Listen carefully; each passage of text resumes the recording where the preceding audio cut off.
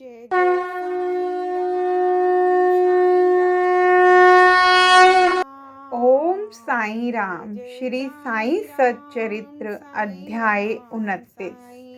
तेंदुलकर कुटुंब। मुंबई के पास बांद्रा में एक तेंदुलकर कुटुंब रहता था जो बाबा का परम भक्त था।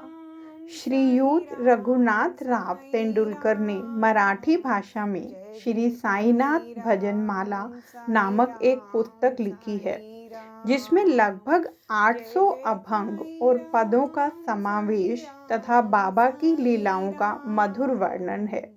यह बाबा के भक्तों के पढ़ने योग्य पुस्तक है। उनका ज्येष्ठ पुत्र बाबू डॉक्टरी परीक्षा में बैठने के लिए अनवरत अभ्यास कर रहा था। उसने कई ज्योतिषियों को अपनी जन्म कुंडली दिखाई, परंतु सभी ने बतलाया कि इस वर्ष उसके ग्रह उत्तम नहीं हैं, किंतु अगले वर्ष परीक्षा में बैठने से उसे अवश्य सफलता प्राप्त होगी। इससे उससे बड़ी निराशा हुई और वह अशांत हो गया। थोड़े दिनों के साथ उसने अपने पुत्र की निराशा तथा अशांति की बात भी बाबा से कही। उनके पुत्र को कुछ दिनों के पश्चात ही परीक्षा में बैठना था। बाबा कहने लगे कि अपने पुत्र से कहो कि मुझ पर विश्वास रखे। सब भविष्य कथन तथा ज्योतिषियों द्वारा बनाई कुंडलियों को एक कोने में फेंक दे और अपना अभ्यास क्रम चालू रख शांत चित्त से परीक्षा में बैठे। वह अवश्य ही इस वर्ष उत्तीर्ण हो जाएगा। उससे कहना कि निराश होने की कोई बात नहीं है। माँ ने घर आकर बाबा का संदेश पुत्र को सुना दिया। उसने घोर परिश्रम किया और परीक्षा में बैठ गया।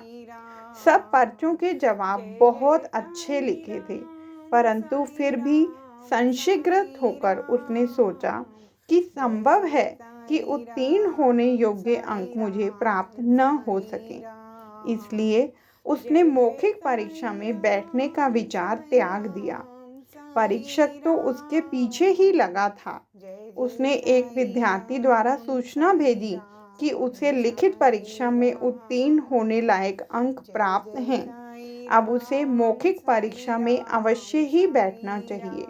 इस प्रकार प्रोत्साहन पाकर वह उसमें भी बैठ गया तथा दोनों परीक्षाओं में उत्तीर्ण हो गया। उस वर्ष उसकी ग्रह दशा विपरीत होते हुए भी बाबा की कृपा से उसने सफलता पाई। यहाँ केवल इतनी ही बात ध्यान देने योग्य है कि कष्ट और संशय की उत्पत्ति अंत में दृढ़ विश्वास में परिणत हो जाती है। जैसे भी हो, परीक्षा तो होती ही है, परंतु यदि हम बाबा पर दृढ़ विश्वास और श्रद्धा रखकर प्रयत्न करते रहें तो हमें सफलता अवश्य ही मिलेगी। इसी बालक के पिता रघुनाथ राव मुंबई की एक विदेशी व्यवसायी फर्म में नौकरी करते थे।